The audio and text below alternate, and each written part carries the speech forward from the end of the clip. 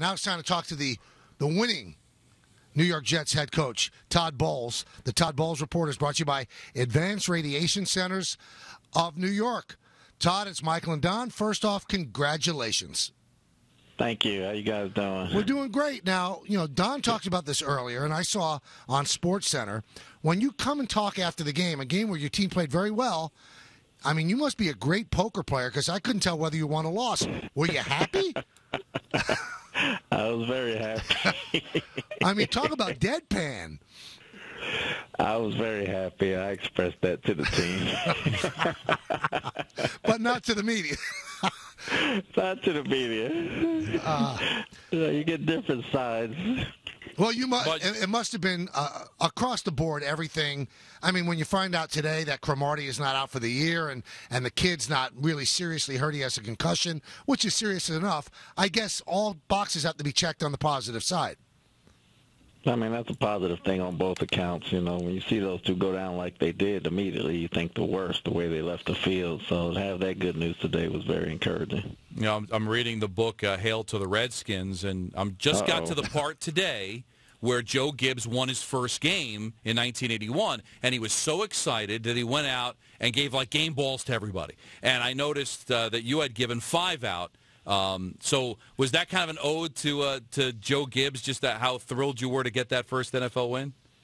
You try to reward the guys when they do good. They did well, and certain guys played very well, and they got game balls. But that's where I learned it from, yeah. But I think everybody does it. Oh, you also got one as well for your first victory as the head coach. Now, you've been an interim coach, and you've won there.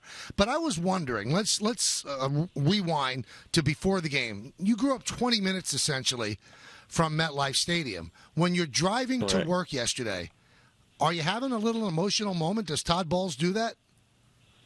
No, I listen to music and I keep myself calm and relaxed, and I try to treat it as normal because I'm not the one playing. It's more about if the guys know their assignment and they had a good week of practice, I'm pretty confident and pretty comfortable that they'll go out and play well.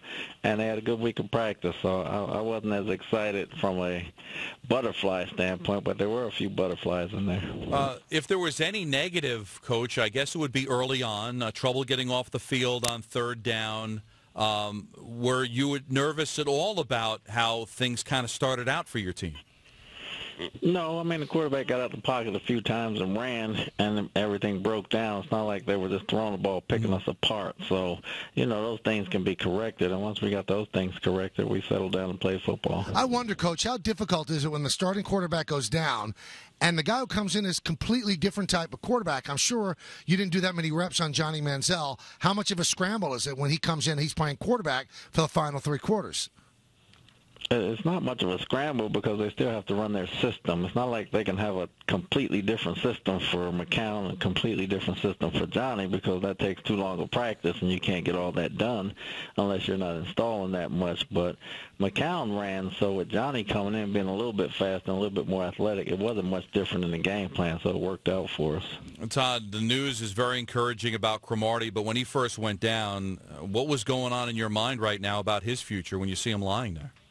I mean, it looked bad because nobody touched him, and I saw him come out of his turn, and his knee buckled, and right away, usually that's an ACL or an Achilles or something like that, and to have the news come back today was encouraging. How big a play did Brandon Marshall make wrestling what would have been an interception away? How big was that in the scope of the game?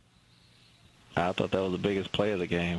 Brandon's a warrior. He's going to play football, whether he gets the ball, whether he has to block, whether he has to strip it out of somebody's hand. He plays to the end of the whistle, and you can appreciate that. And that's the way he practices. That's the way he plays every day. So if anybody could have done it, it would have been him.